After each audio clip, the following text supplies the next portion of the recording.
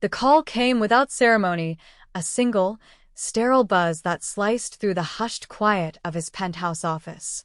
Kwon Jin-woo did not move for a moment, his gaze fixed on the sprawling city lights of Seoul, a glittering tapestry of lives he could touch, bend, and break.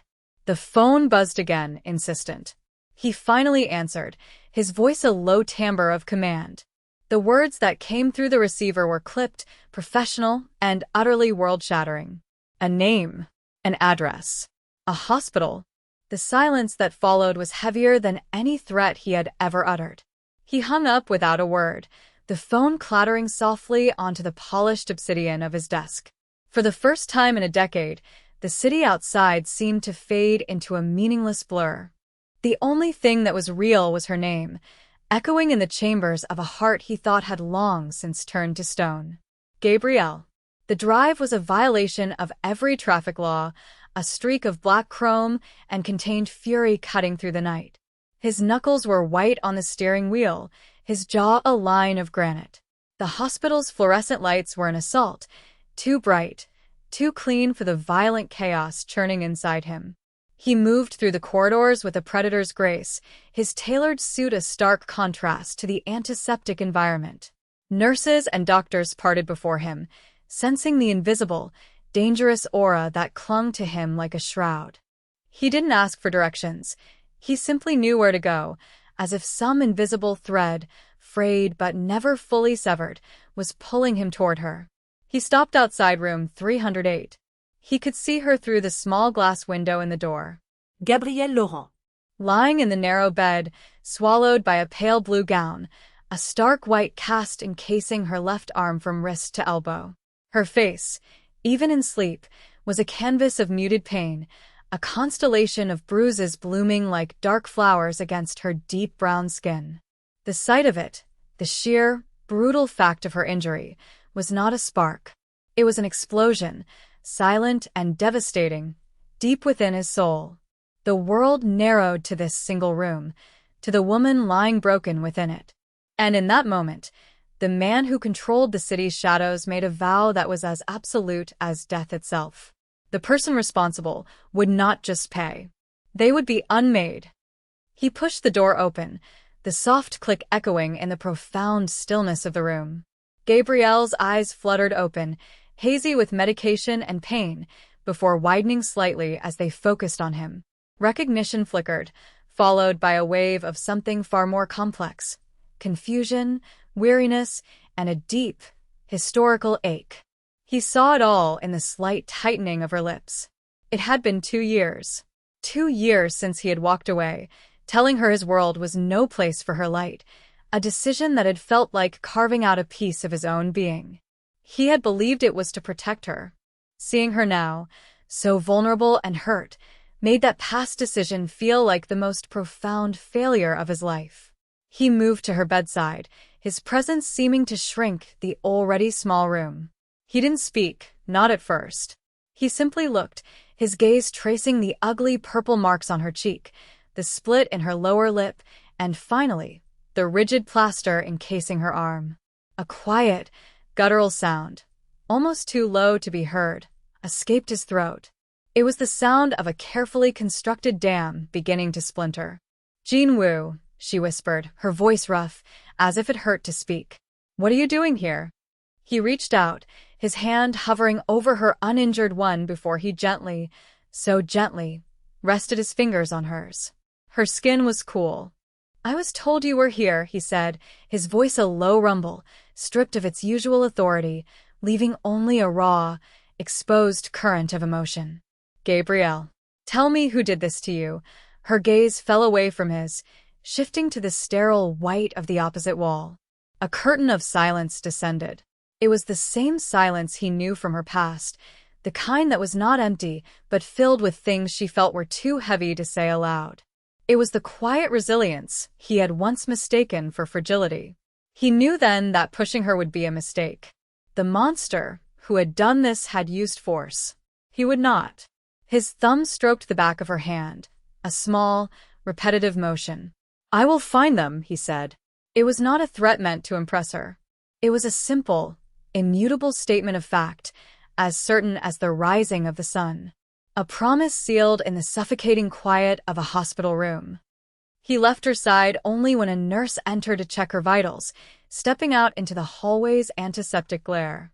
Min-jun was waiting, a ghost in a sharp suit, his expression impassive but his eyes holding the knowledge of the storm his master was barely containing. He stood perfectly still, a folio held in one hand. Jin-woo stopped before him. The transition from the quiet compassion inside the room to the cold fury outside was instantaneous and terrifying. The air around him seemed to drop several degrees. "Report," Jin-woo commanded, his voice clipped, each syllable a shard of ice. Min-jun didn't flinch. He had served Jin-woo for 15 years and understood the nuances of his silences, the weight of his single-word commands. Gabrielle Laurent. Admitted 3 hours ago. Blunt force trauma, spiral fracture of the left ulna, multiple contusions. The official police report lists it as a mugging gone wrong. A convenient, anonymous explanation. Jin-woo's eyes narrowed. Official reports are fictions written for the comfortable. I want the truth. Min-jun opened the folio. She works at Thorne Investments. Head of acquisitions. For the last 6 months, her immediate superior has been Marcus Thorne, the CEO. He paused, letting the name hang in the air. Thorne has a reputation. Sealed settlements with 3 former female employees. All for emotional distress. All of them left the country shortly after. He is a man who believes his power makes him untouchable. Jin-woo stared back down the hall, toward Gabrielle's door. Untouchable. The word was an insult to him, a challenge to the very foundation of his world. There were 2 kinds of power in this city: the loud, fragile power of men like Thorne, built on glass towers and legal documents, and his own quiet, absolute power, rooted in the shadows, bound by loyalty and fear. Men like Thorne weaponized rules. Jin-woo simply rewrote them. Dig deeper, Jin-woo ordered. I don't want his reputation. I want his secrets. I want his sins, every last one. I want the names of the women he paid for silence. I want his financial skeletons. I want to know where he sleeps, what he fears, and who he trusts. I want to own every pillar his life is built upon. Min-jun nodded once.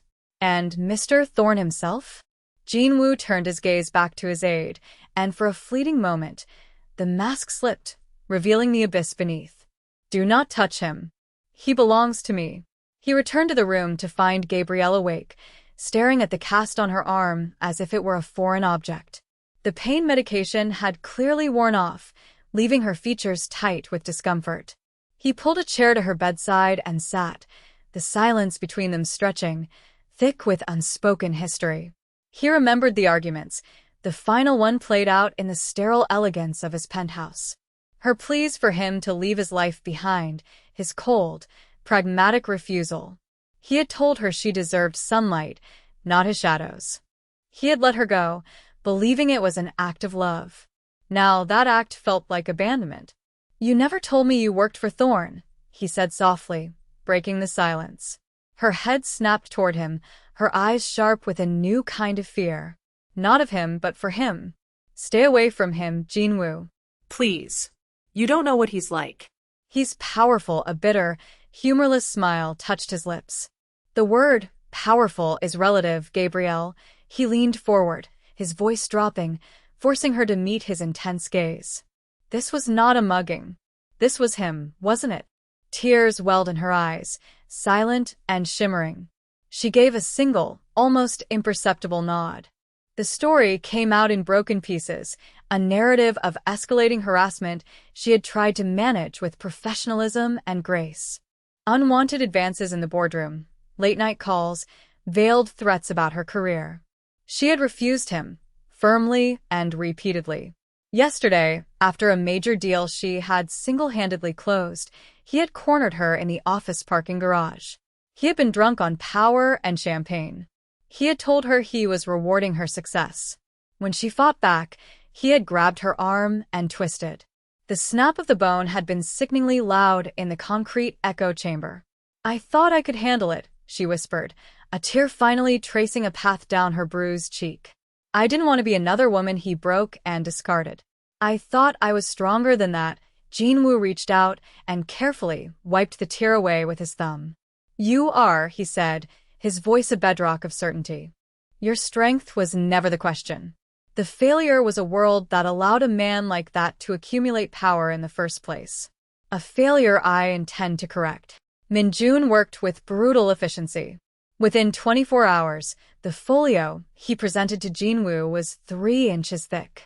It was a meticulous autopsy of a man's life, laid bare on paper. Marcus Thorne was not just a predator. He was a monument to systemic corruption. The documents detailed offshore accounts used to pay off his victims, fraudulent corporate expenses to fund his lavish lifestyle, and blackmail material he held over 2 board members. There were transcripts of hushed conversations, depositions from former employees too scared to go on the record but willing to speak to Minjun's discreet investigators. One testimony stood out, from a young analyst who had been Thorne's first victim a decade ago. He had ruined her career, gaslight her into believing she was unstable, and forced her into signing a non-disclosure agreement that effectively exiled her from the industry. Jinwoo read every word, his expression unchanging, but a cold, precise anger was solidifying within him, hardening into a diamond-sharp purpose. He saw the pattern, the escalation, the utter lack of consequence that had emboldened Thorne over the years. He had built his kingdom on the silence of broken women. The final pages contained surveillance photos and blueprints of Thorne's office building, his home, his daily routines mapped out with chilling precision. Minyon stood by, waiting. He believes he is a king in a glass castle, Jinwoo murmured, closing the folio. He's about to learn that glass is the easiest thing in the world to shatter. He looked at Minjun. Phase 1. The finances. I want every offshore account drained and the contents anonymously redirected to a trust. The beneficiaries will be every woman listed in this file. Phase 2. The board members he is blackmailing. Present them with our own evidence against them, and an alternative. They will call an emergency meeting to vote him out, or everything goes public. Phase 3. The media. Leak the details of the financial fraud, but not the assaults. The world will see him as a common thief first. That will wound his pride. The rest will come later. Minjun's brow furrowed slightly. You want to leave him with nothing? Jinwoo shook his head slowly, a chillingly calm expression on his face. No. Nothing is too merciful. I want to leave him with himself. With the full, public knowledge of what he is, stripped of the power that allowed him to be it. The fall of Marcus Thorne did not come with a bang, but with a series of quiet, devastating clicks. The first click was the sound of his offshore accounts being emptied, a digital heist so clean it left no trace. The second was the panicked, early morning call from his bankers. The third, fourth, and fifth were the calls from his board members, their voices cold and distant, informing him of an emergency vote of no confidence. He arrived at his office, a gleaming monument to his ego on the 50th floor, to find his access key denied. The empire he had built began to dissolve around him, not in fire, but in a cascade of emails, legal notices, and whispered conversations he was no longer privy to. News alerts began to flash across the city's financial networks. Thorne Investments CEO under investigation for massive fraud. His face was plastered everywhere, not as a titan of industry, but as a common criminal. He was trapped in his glass castle, watching the world he owned turn against him with breathtaking speed. By nightfall, he was a pariah. His lawyers weren't returning his calls. His allies had vanished. He was alone, surrounded by the trappings of a power that had evaporated as if it had never existed. That was when his private assistant, a man Thorne had always treated with casual contempt, informed him he had a visitor. Jinwoo entered the office without a sound, a shadow in a perfect suit. He moved to the vast window, looking down at the city lights, the same view Thorne had considered his birthright just that morning. Thorne, disheveled and reeking of expensive whiskey, stared at him with a mixture of confusion and fear. "Who the hell are you?" he slurred. Jinwoo didn't turn around. "I am the consequence," he said, his voice calm and even. "I am the man who knows about Gabrielle and Amelia Reyes, and Sarah Chun, and the others you thought you had erased." Thorne paled, stumbling back a step. The financial ruin was one thing. This was something else entirely. This was an excavation of his soul. "You have no idea who you're dealing with," Thorne blustered, a pathetic echo of his former arrogance. Jinwoo finally turned, his eyes as cold and dark as the abyss between stars. "No, Mr. Thorne. It is you who has no idea. You built your life on the pain of the powerless. You believed that made you strong. Real power is not about what you can take from people. It's about what you can protect." The air in the penthouse office crackled with a terrifying stillness. Marcus Thorne, a man who had commanded boardrooms with an iron fist, now looked like a cornered animal, his bravado stripped away to reveal the whimpering coward beneath. He stared at Jinwoo, trying to place him in the city's hierarchy of power, but he found nothing. This man didn't operate in the public sphere. He was something other, something older and far more dangerous. "What do you want?" Thorne asked, his voice barely a whisper. Money? "I can get you money." Jinwoo gave a slow, deliberate shake of his head. "Your money is already gone. It's in a trust, being distributed to the women whose silence you purchased. Your company is no longer yours. Your reputation is ash. You have nothing left to offer." He took a step forward and Thorne flinched. "I'm not here to negotiate," Jinwoo continued, his voice a low, lethal hum. "I am here to deliver your sentence. You will sign this confession." He slid a single document across the polished desk. "It details everything. Not just the fraud, but the assaults. You will name every victim and admit to your crimes against them." Thorne stared at the paper as if it were a viper. "And if I don't, you'll kill me?" A faint, almost imperceptible smile touched Jinwoo's lips. It was a terrifying sight. "Death is a release, Mr. Thorne. I am not offering you a release. If you do not sign, the evidence I possess, video, audio, sworn statements, will be delivered not to the police, but to the families of the men you blackmailed and the husbands of the women you assaulted. Your sins will be judged on the street, not in a courtroom. I assure you, that will be a far more painful and prolonged process." He let the implication hang in the air, thick and suffocating. "Sign the paper and you will face a clean, albeit lengthy, prison sentence. Your punishment will be legal, documented, and absolute. You will spend the rest of your life in a small concrete room, a nobody, a ghost. Your name erased from the world you sought to dominate." Thorne's hand trembled as he reached for the pen. It was not a choice. It was the illusion of one. As the ink flowed, sealing his fate, Jinwoo watched with the dispassionate focus of a craftsman finishing his work. Justice, he knew, was not always about vengeance. Sometimes it was simply about balance, about taking a man who saw himself as a god and reminding him, irrevocably, that he was merely a man, and a deeply broken one at that. Back in the quiet of the hospital room, the city's chaos felt a world away. The news was on the television, muted, showing Thorne's face in a grim-looking mugshot. Gabrielle watched it for a moment before turning her gaze to Jinwoo, who sat by her bed, peeling an apple for her with a small, precise knife. The calculated violence of the corporate takedown was gone, replaced by an act of simple, gentle care. "It's over," she said, more a statement of disbelief than a question. "Yes," he confirmed, handing her a perfectly cut slice. "It's over." They sat in a comfortable silence, the unspoken questions of their past finally rising to the surface. "Why did you really leave, Jinwoo?" she asked softly, her eyes searching his. He paused his work, the knife still in his hand. He looked at her, his gaze direct and filled with a regret so profound it was almost tangible. "I thought my world would destroy you," he admitted, his voice low. "I saw your light, your goodness, and I believed my darkness would inevitably extinguish it. I thought setting you free was the only way to protect you. You were wrong," she said, her voice firm, without accusation. "You didn't give me a choice. You decided what I could handle. My fight with Thorne, I did that on my own for months. I am not as fragile as you thought I was." He knew she was right. His attempt to protect her had been rooted in a form of arrogance, a belief that he knew what was best.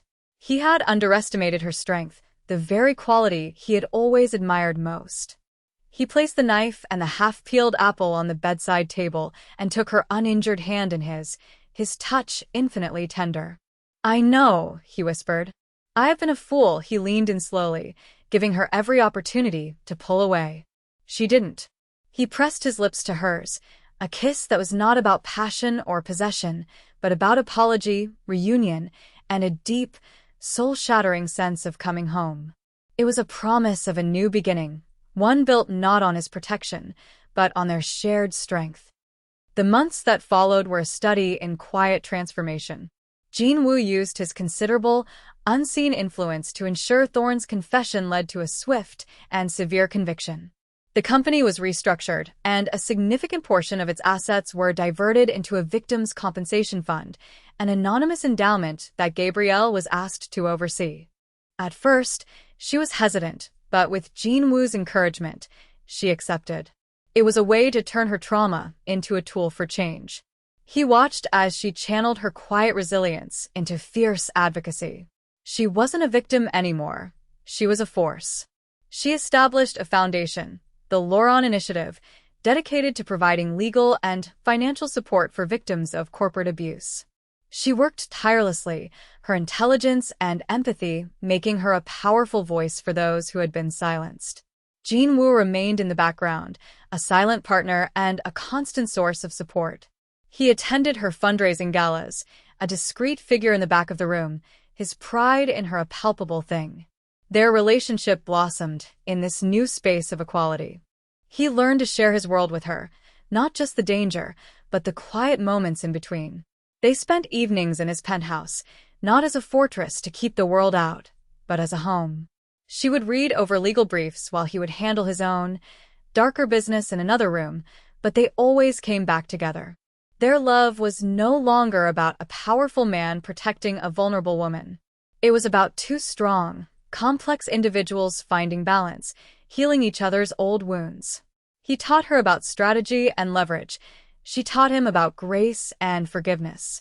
The scars on her skin faded, but the strength they represented became a permanent part of her, a beautiful testament to her survival. He found himself changing, too. The cold, controlled menace was still there, a necessary tool of his trade, but with her, a warmth he thought long dead was rekindled. Her presence smoothed his jagged edges, reminding him of the man he was before power became his identity. Years passed. The Loran Initiative became a national powerhouse, a beacon of hope that had helped thousands and fundamentally changed corporate accountability laws. Gabrielle Loran was no longer just a survivor. She was a titan, her name synonymous with justice and reform.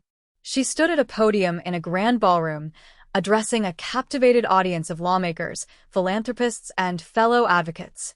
Her voice was clear and confident, filled with a strength that resonated to the farthest corner of the room. She wore a stunning crimson dress, her arm, long since healed, adorned with a simple, elegant bracelet, a gift from him.